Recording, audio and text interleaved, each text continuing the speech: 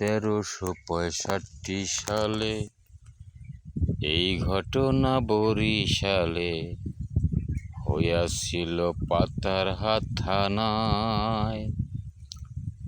সেই দেশে এক বৃদ্ধ ছিল, গরিব ছিল অতিশয়, 50-এর উপরে বয়সে।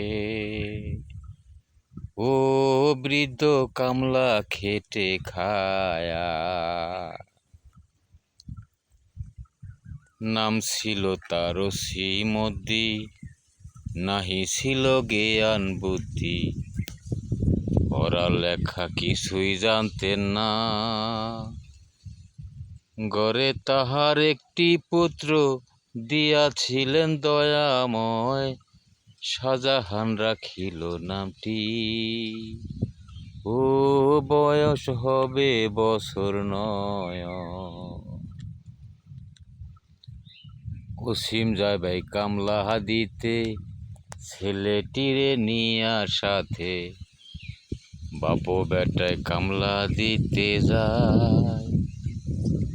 এতটুকু কচি ছেলে, রৌদ্রে থাকা সহজ নয়, সোনার বরণ কচি মুখখান, ও বাসার মলিন হইয়া যায়।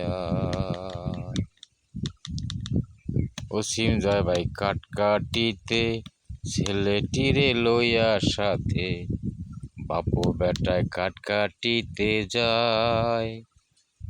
কাঠের বোঝা মাথায় লইয়া কানতে কানতে বাড়ি যায়, আসল দিয়া ঘাম মোছাইয়া। ও দেয় তার দুঃখিনী মাতায়া।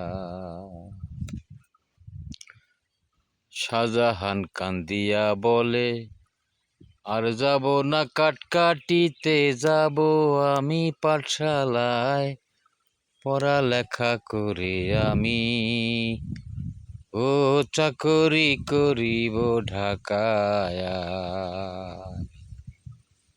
এই শুনিয়া শ্রীমতী ঠিক করিয়া মনের বুদ্ধি, কঞ্চি দিয়া কলম বানায়, কঞ্চি দিয়া কলম বানায়, হাত ঘুরায় বাইতাল পাতায়, এমনি করে শাহজাহান রে, ও শাহজাহান 5 বৃত্তি পায়া।